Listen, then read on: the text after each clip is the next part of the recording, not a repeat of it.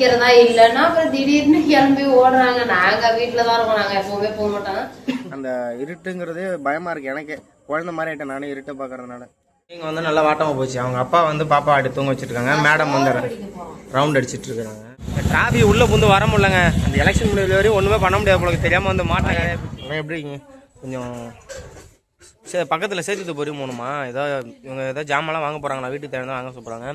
வந்து மாமனார் வந்திருக்காரு. மாமனார் வரும்போதே வந்து ஒரு பழசொல் எடுத்துட்டு வந்திருக்காரு. வேற லெவலில் இருக்குங்க. ஒரு மாதிரி குட்டி குட்டியாக தான் இருக்குது, ஆனால் செம்ம டேஸ்ட்டாக இருக்குது.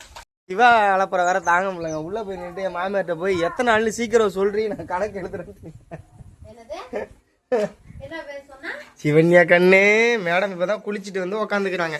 மேடம், குட்டி மேடம், எங்க அம்மா வேற திட்டுறாங்க, உன்னை யாரு குட்டியா போட்டு வைக்க சொன்னா, பெருசாதானே வைக்கணும். அப்பெல்லாம் அப்படிதாங்கண்ணா. சிவாவுக்குலாம் பயந்துகிட்டு அது ஏதோ கண்டு படுற மாதிரி சொல்லுவாங்க. சிவாவுக்குலாம் ரொம்ப நாள் வரைக்குமே அண்டாண்டா சோடு பட்டையே இப்படிதான்.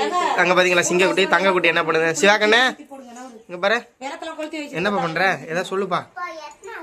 எத்தனை நாள் அப்பா? தாத்தாட்ட கேளுப்பா. தாத்தா தானே இப்போ வந்தாரு வேலைக்கு போயிட்டு. கிளம்பி வச்சுங்க, போயிட்டு இவங்க ஏதாவது ஜாமான் வருவாங்க. நான் முக்கியமாக பெட்ரோல் வாங்கிட்டு வந்து வச்சுக்கணும். ஏன்னா பெட்ரோல் ஸ்டாக் இல்லை. போட்டு வந்தது காலி ஆயிடுச்சு. வாங்கிட்டு வந்து வச்சா தான் நின்னா அப்படியே ஊற்றிட்டு எங்கேயாவது போகிறதுக்கு வரது யூஸ் ஆகும். மாமி டைலர் கடை தேடி போயிருக்காங்க. அவங்க ஏதோ உடம்புலாம் தைக்கணுமாக்காக போயிருக்காங்க. கடை இருக்கா என்னன்னு தெரியல. அப்படியே ஓரம் கட்டி நிற்கணும். இதுக்கப்புறம் தான் வந்து எதை வாங்குறாங்களா என்னமோ தெரியல. அப்புறம் நகை கடைக்கெலாம் போகணுன்னாங்க. நகை கடையும் நகை எடுக்கல, எதுக்கு போகிறாங்கன்னு தெரியல. டைலர் கடை தேடி கண்டுபிடிச்சிட்டாங்க. எல்லாத்தையும் கொடுத்துருக்குறாங்க. அடுத்து பல்புலாம் வாங்கணுமாங்க. இந்த மளிகை ஜாமான் வாங்குறதுக்குள்ள அந்த கடைக்காரங்க சண்டை மேலே சண்டை போட்டு வாங்கிட்டு வராங்க. நான் கடையை விட்டு வெளில வந்துட்டேன். நமக்கு இந்த பேரம் பேசுறதுலாம் பிடிக்காது. எனக்கு வந்துங்க இந்த டிராபிக் உள்ளே புந்து வர முடியலங்க. அந்த எலெக்ஷன் முடியல வரையும் ஒன்றுமே பண்ண முடியாது. உங்களுக்கு தெரியாமல் வந்து மாட்டின கதையாக போச்சு. பல்பு வாங்கிட்டு போகலான்ட்டு வந்தோம். பல்பு வாங்கினான்ல, குண்டு பல்பு ஃபீஸ் போயிடுச்சு. அதை வாங்கிட்டு போகிறோம். அடுத்தது வந்து நகை கடவுளில் போயிருக்காங்க. நகை ஏதோ உடஞ்சிருச்சான். மெட்டியோ ஏதோ மாற்ற போகிறாங்கன்னு நினைக்கிறேன். பற்ற வைக்கணுமா என்னமோ தெரில. போயிருக்காங்க. இந்த வீடியோ பேசுறதுன்னு ஒரு மைக் ஒன்று பார்த்தேங்க. 13,000 போட்டிருக்கு. அதை டியூவில் வாங்கினாலுமே மாதம் ஒரு 1,500 கட்டுற மாதிரி வருது. அதை வாங்கலான்னு பார்க்குறேன். குள்ளாய் ஒன்றுத்துலேயே ஒத்து வர மாட்டேங்குது. அதெல்லாம் எதுக்கடா இப்போ வாங்குற, அப்புறம் வாங்கிக்கலான்றா. இப்போ நான் பேசுறது சுத்தமாக கேட்காது. இந்த டிராஃபிக் இந்த மாதிரி இடத்துலாம் போகும்போது விளாக் எடுக்க ஒரு மாதிரி இருக்குது. அதெல்லாம் வாங்கலான்னு பார்த்துட்டு இருக்கிறேங்க. மாமி வந்து உள்ளே போயிருக்காங்க.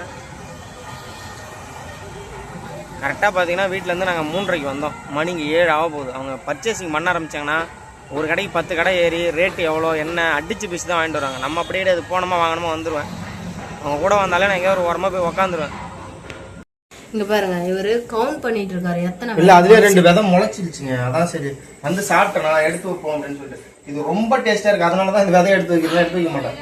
அதுவும் கலரும் டிஃப்ரெண்டா இருக்குல்ல. எதுவுமே இதெல்லாம் வந்து நான் உடனே காய்ச்சி சாப்பிடணுங்கிற எண்ணத்தெல்லாம் வைக்கல. எனக்கு பிடிக்கும் மரம் வளர்க்க. ஆமா, நான் செத்துட்டேன்னா இதெல்லாம் என் பேர் சொல்லும். 100 வருஷம் 150 வருஷம் மரம். வெட்டாம இருந்தா உன் பேர் வெட்டிட்டா.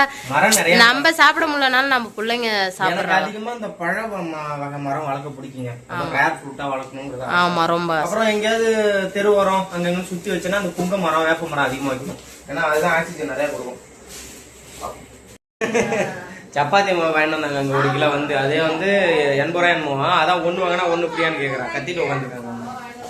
மாமனாரை பார்த்தா மட்டும் என் பொண்ணு அழுவ ஆரம்பிச்சிடுறாங்க. நான் வந்துட்டேமா அழுவ ஆரம்பிச்சிருந்துங்க.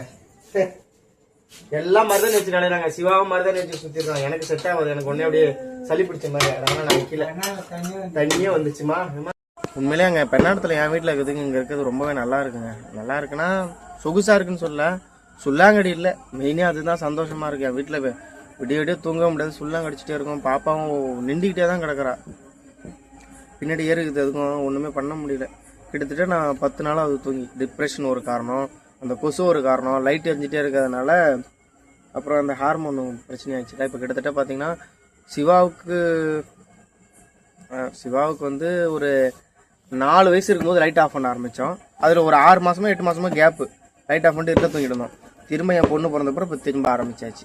அந்த இருட்டுங்கிறதே பயமாக இருக்குது எனக்கு. குழந்தை மாதிரி ஆகிட்டேன் நானே இருட்டை பார்க்கறதுனால. கொஞ்சம் ரிலாக்ஸாக இருக்கிற மாதிரி இருக்குது. அதான் வெளியிலே தான் உட்காந்துருக்கேன். வீட்டுக்குள்ள கூட அதிகமாக போகல. தோட்டத்தில் தான் உட்காந்துருக்கேன். தோட்டத்திலே சுல்லாம் இல்லை. ஆனால் என் வீட்டில் வெளியில் கிடைக்கிற அளவுக்கு வீட்டுக்குள்ளே சுல்லாம் கிடைக்கும். அது ஒரு நிம்மதியாக இருக்குது. பாப்பா தூங்க வச்சுருக்காங்க. என்ன சாப்பிடவே இல்லை. அவன் வந்தால் தான் எல்லாத்தையும் எடுத்து வச்சு சாப்பிடணும். எனக்கு தனியாக சாப்பிடவும் ஒரு மாதிரி இருக்குது. மருதாணி வச்சுட்டு கை கட்டிக்கிறான் உங்களுக்கு. சிவா நிற்கிறானா? சிவா இங்கே வா. அங்கே போகாத. அங்கெல்லாம் பூச்சி இருக்கும். வந்துரு. இவருக்கு என்ன பூச்சின்னு சொன்னாதான் அவர் மேலே வருவாராம். பாம்பு வந்து பிடிச்சிட்டு போயிருண்டா.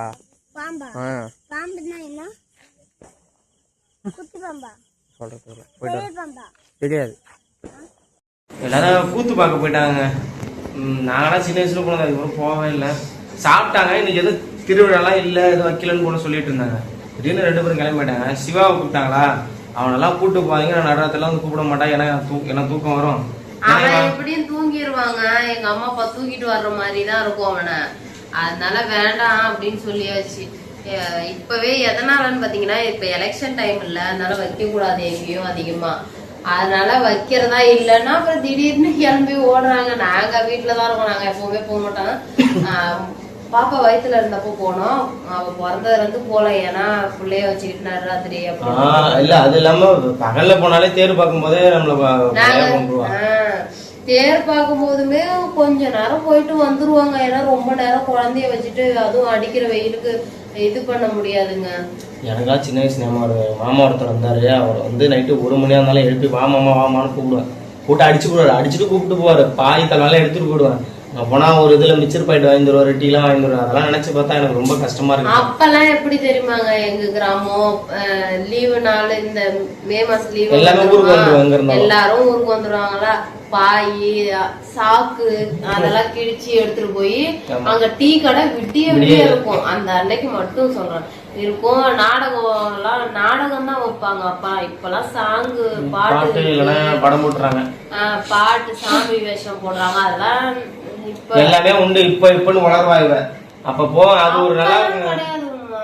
இப்பதானே அது சாமி வேஷம் போறது எல்லாமே அழகா சாமி வேஷம் போறதுலாம் இப்பதாங்க. அதுக்கு முன்னாடி எல்லாம் காலையில சொல்றேன். இப்ப வந்து டெக்கரேஷன் எல்லாம் பண்றாங்கல்ல, சரி விடு, அதெல்லாம் ஒண்ணும் இல்லை. அதாங்க அப்படிலாம் போயிருக்காங்க போல. எங்க அம்மா எல்லாம் சுத்தமா போக மாட்டாங்க. இவங்க அம்மா வரலன்னு சொல்லுவாங்க. ஃபர்ஸ்ட் ஆளா ஸ்டேஜுக்கு பக்கத்துலயே இவங்க அம்மா தான் இடம். இல்ல முன்னெல்லாம் போக மாட்டாங்க, இப்பதான் ஓடிறாங்க. தனியா இருக்கிறதுனால நாடகம் இப்பெல்லாம் பாக்குறாங்க. போய் உட்காந்துருக்காங்க போல. எல்லாம் போயிருக்காங்க. எத்தனை மணிக்கு வராங்கன்னு தெரியல. நைட்டு சாமி வருங்க, ஆனா எத்தனை மணிக்குன்னு தெரியல. நான் எந்திரிக்க மாட்டேன், இவரு எந்திரிக்க மாட்டாரு. எனக்கு அப்படியே முடிஞ்ச அளவுக்கு தூங்க முயற்சி பண்றேன். தூங்கலாம் எந்திரிச்சு ஓடிடுவேன். எனக்கு மெயினா இவரு தானாவே எந்திரிச்சிருவாரு. மோளம் அடிப்பாங்கல்ல, அதுலயே எந்திரிச்சிருவாங்க. இவரும் எந்திரிச்சிருவோம், பாப்பாவும் எந்திரிச்சிருவாங்க. என்ன பண்ண போறோம்னு தெரியல. அதுவும் இல்லாம முக்கியமா எங்க அப்பா வேறங்க வந்ததுல இருந்து டார்ச்சர் பண்றாரு. எங்க அக்கா வராங்களா, போன் அடிச்சு கொடு அப்படின்னு ஒரு பஞ்சாயத்து. நான் என்ன சொன்னேன், உங்க அக்கா வரலப்பான்னு சும்மா போய் சொல்லி பார்த்தேன்னா எங்க அப்பாவுக்கு முகம் எல்லாம் தொங்கி போயிடுச்சு. ஏன்னா வச்சுக்கோங்களேன், எங்க அப்பாவுக்கு வந்து சின்ன வயசுல இருந்தே அம்மா அப்பா யாருமே கிடையாது. அவர் சின்ன பிள்ளையா இருக்கும் போதே இறந்துட்டாங்க. அதனால அவங்களுக்கு ஒரு பாசம்